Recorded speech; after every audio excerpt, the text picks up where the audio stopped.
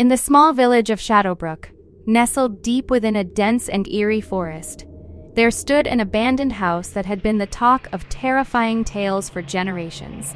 The locals called it the House of Whispers, a place shrouded in darkness and secrets. Legend had it that the house belonged to a family of witches who practiced dark and forbidden magic. They were said to have made a pact with an ancient and malevolent spirit that dwelled in the forest. As the years passed, the whispers of the woods grew louder, and the sinister energy surrounding the house became palpable. One moonlit night, a group of adventurous friends decided to brave the tales and explore the House of Whispers. Among them were Sarah, a brave and headstrong girl; Alex, a logical thinker who remained skeptical of superstitions; Emma, a thrill-seeker who craved the adrenaline rush of fear; and James, the joker of the group, masking his unease with humor. As they approached the dilapidated house, the wind seemed to howl in protest, as if warning them to turn back. But curiosity and bravado drove them forward. With flashlights in hand, they crossed the overgrown garden, and with every step, the crunch of fallen leaves echoed like sinister laughter. The creaking door swung open with an eerie squeal, inviting the friends into its unsettling darkness. The air was heavy and suffocating, as if the walls themselves were watching their every move. As they ventured deeper into the house, Sarah couldn't shake the feeling that unseen eyes followed them.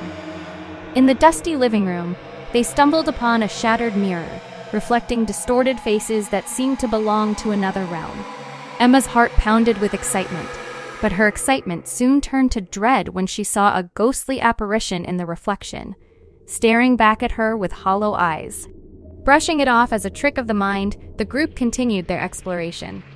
The further they delved into the house, the more unsettling the atmosphere became. Shadows danced in the corners of their vision, and chilling whispers echoed through the halls, yet no one else was present. In the basement, the air turned frigid, and a sense of despair enveloped them. Sarah's flashlight flickered, casting eerie shadows on the decaying walls. As they tried to leave, they found the door mysteriously locked, trapping them in the cold and darkness. Panic set in as they realized they were not alone. A haunting melody filled the air, the same one the witches were rumored to have used in their rituals.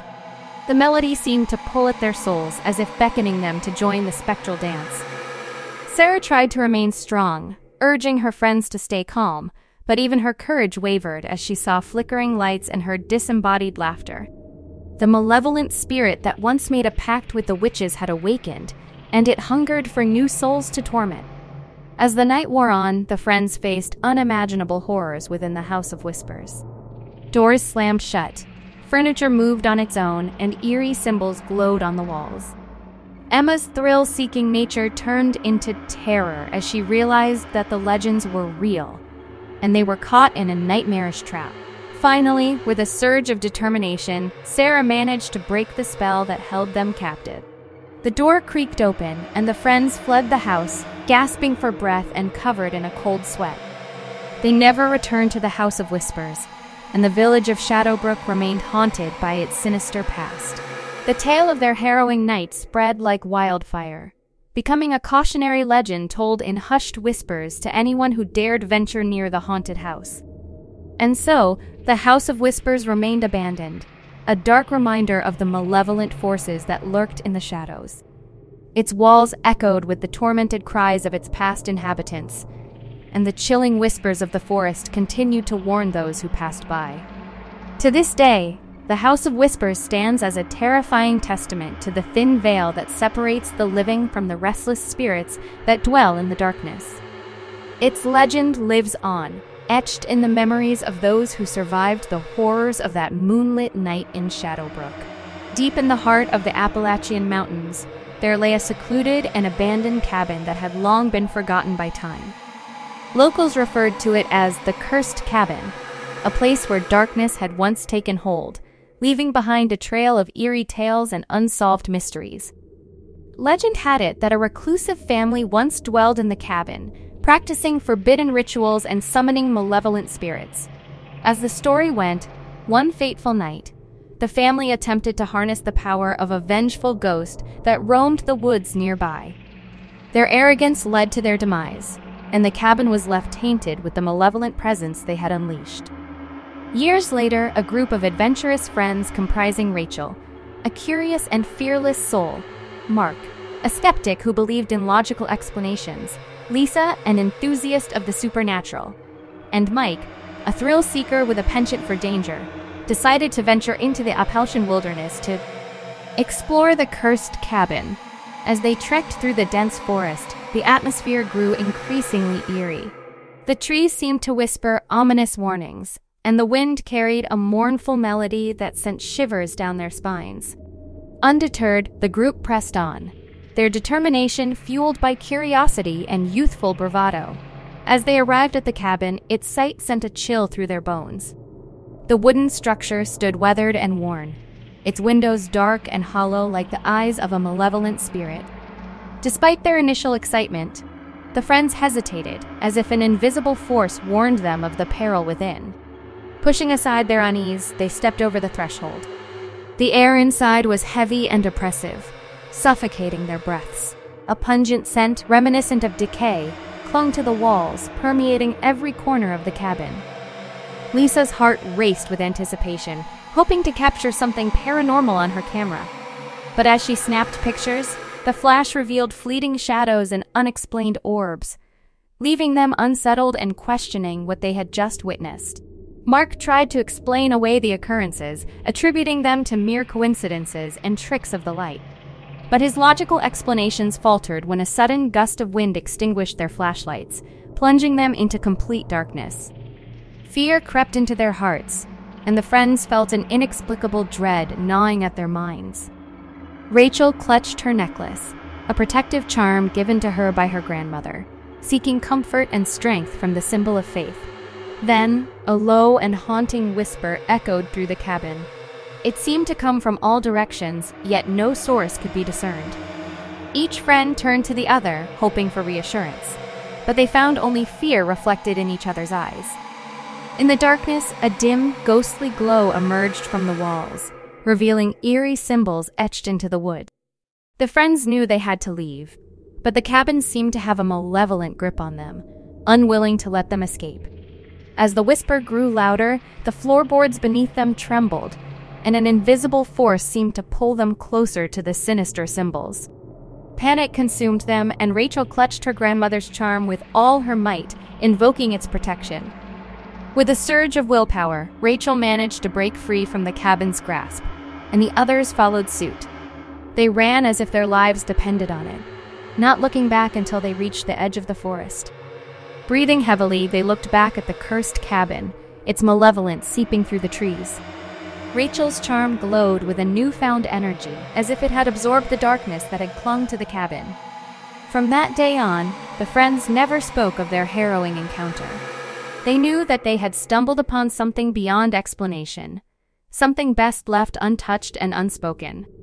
The cursed cabin remained shrouded in the mysteries of the Appalachian Mountains, serving as a chilling reminder that some places should remain undisturbed, and that venturing into the unknown can lead to encounters that are far more terrifying than one could ever imagine. In the heart of the Louisiana Bayou, a small and isolated village stood surrounded by murky waters and dense mangroves. The locals spoke in hushed tones about a sinister being known as the Swamp Spectre, a vengeful spirit said to haunt the swamp and seek retribution on those who dared to disturb its domain. The legend told of a young girl, Isabella, who had disappeared mysteriously on a moonless night many years ago. It was said that she had ventured into the forbidden swamp against the warnings of the village elders. When she failed to return, a search party scoured the marshlands but found no trace of her, except for a haunting melody that echoed through the bayou. Years later, a group of friends composed of Emily, a fearless and daring leader, Tom, a pragmatic and resourceful explorer, Lucy, a skeptic who believed in rational explanations, and Chris, an avid believer in the supernatural, decided to embark on an adventure through the enigmatic swamp in search of answers about Isabella's fate. As they rowed their small boat through the dense mangroves, the air turned thick and suffocating. The twisted branches above seemed to form eerie silhouettes, as if watching their every move. Emily's heart raced with anticipation, while Lucy couldn't shake the feeling that they were being watched by unseen eyes. They arrived at a secluded clearing in the swamp, a place rumored to be the epicenter of the swamp specter's haunting. Tom assured them that there must be a logical explanation for the strange occurrences, but deep down, he couldn't shake a sense of foreboding. As the group set up camp, the haunting melody from the legend echoed through the bayou, chilling them to the bone. Emily tried to lighten the mood with a laugh, but her nervousness was evident. Chris, on the other hand, became convinced that the melody was a message from Isabella's restless spirit. As night fell, they huddled around a small campfire, hoping its light would keep the darkness and their fears at bay. But the swamp seemed to come alive with strange noises and eerie sounds. Shadows danced at the periphery of their vision, and the air was thick with an otherworldly presence. In the distance, they saw a faint, ghostly figure moving through the fog. Emily's heart skipped a beat as she wondered if it could be Isabella's ghost. Tom tried to explain it away as a trick of the light, but his rational explanations were faltering. The swamp specter seemed to be toying with them, appearing and disappearing in the foggy haze. Each time it appeared closer, the group's fear escalated.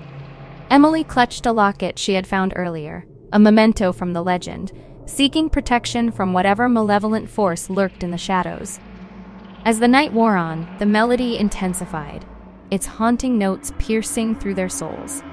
The swamp seemed to hold its breath as if awaiting the specter's next move. The group felt trapped, as if they had crossed into a realm where the line between the living and the dead blurred. With a sudden jolt, the specter emerged from the fog, its spectral form a ghastly sight. Its hollow eyes bore into their very souls, and a bone-chilling silence fell over the bayou. Emily and Chris felt an overwhelming sense of grief and sorrow, as if they were sharing in Isabella's pain.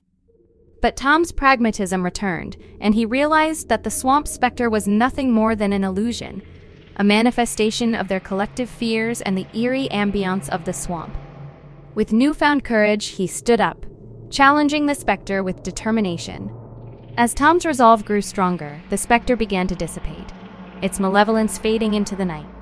The haunting melody slowly quieted, replaced by the peaceful sounds of the swamp. The group realized that the specter's power came from their own fears and insecurities, and by confronting it, they had reclaimed control. With the dawn's first light, they rode back to the village, sharing their tale with the locals. The legend of the swamp specter endured, but now it carried a message of courage and resilience rather than terror. The village learned that sometimes the most frightening things are the ones we create ourselves, and by facing our fears, we can find the strength to overcome even the most daunting challenges. And so, the tale of the swamp specter remained a part of the Louisiana Bayou's folklore, a reminder to all who heard it that sometimes the most haunting specters are the ones that reside within ourselves. Deep in the heart of the ancient forest, where sunlight struggled to penetrate the thick canopy, there lay an abandoned mansion with a chilling history. Locals referred to it as the Eternal Manor, a place that was rumored to be cursed by an ancient and vengeful spirit. Legend had it that the mansion belonged to the Sinclair family, known for their wealth and power. They were said to have delved into dark and forbidden magic, seeking to cheat death itself. As the story goes, they made a pact with the spirit of the forest, hoping to gain eternal life in exchange for their souls. But the forest spirit was not to be trifled with. As the mansion's grand clock struck midnight, the ancient spirit claimed its due, and a sinister presence engulfed the estate. The once majestic mansion was consumed by shadows, and an eerie silence settled upon the surrounding woods. As years passed, the mansion became a place of dread and cautionary tales. No one dared to venture near it for fear of awakening the malevolent spirit that guarded its cursed halls. Until one fateful night, a group of adventurous teenagers decided to defy the warnings and explore the Eternal Manor. Among them were Alex, the skeptic who believed in logical explanations; Sophia, a brave and inquisitive soul; Jacob, a thrill-seeker who craved the adrenaline rush; and Mia, the compassionate and sensitive one, who could sense energies beyond the ordinary. As they approached the mansion, the air grew colder, and the once familiar sounds of the forest faded into an ominous silence. The grand clock tower loomed above them, its hands frozen at midnight, a reminder of the sinister pact that had cursed the Sinclair family. As they stepped inside the mansion, the temperature dropped further, and the walls seemed to breathe with a chilling breath. Cobwebs adorned every corner, as if the mansion itself had been abandoned by time. Sophia's heart pounded, but she led the way, determined to uncover the truth behind the legend. As they explored the mansion's dimly lit rooms, a sense of unease settled upon the group. Strange whispers echoed through the halls, and shadows seemed to dance along the walls, playing tricks on their minds. Mia felt an overwhelming sadness and despair, as if the mansion itself mourned its cursed fate.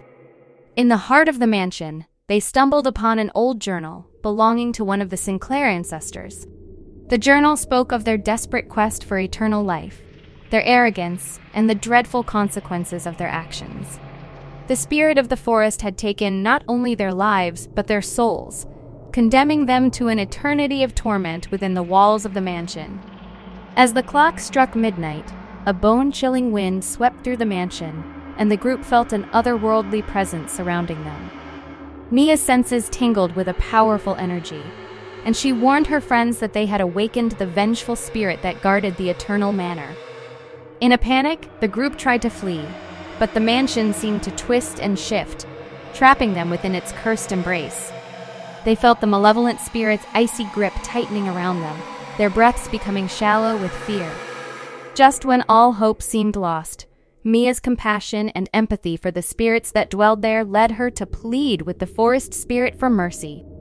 She acknowledged the pain and suffering of the cursed souls and offered a heartfelt apology on behalf of the living. In that moment, the mansion's atmosphere shifted and the malevolent presence softened. Mia's words had touched the ancient spirit, reminding it of the tragedy that had befallen the Sinclair family. The mansion began to fade away, and the group found themselves back outside, the night air carrying a sense of peace. As they stood under the moonlit sky, the Eternal Manor crumbled into dust, freeing the spirits that had been trapped within. The forest seemed to breathe a sigh of relief, as if finally released from the shackles of the cursed mansion. From that day on, the legend of the Eternal Manor took on a different meaning. It became a tale of redemption and forgiveness, a reminder that the past should not be forgotten, but acknowledged with compassion and understanding. The group of friends never spoke of their harrowing encounter, knowing that some mysteries are better left to the realm of legends. But they carried the lessons they learned from the Eternal Manor with them throughout their lives, understanding that the actions of the past could linger in the present, and that even the most malevolent spirits could be soothed by the power of empathy and forgiveness.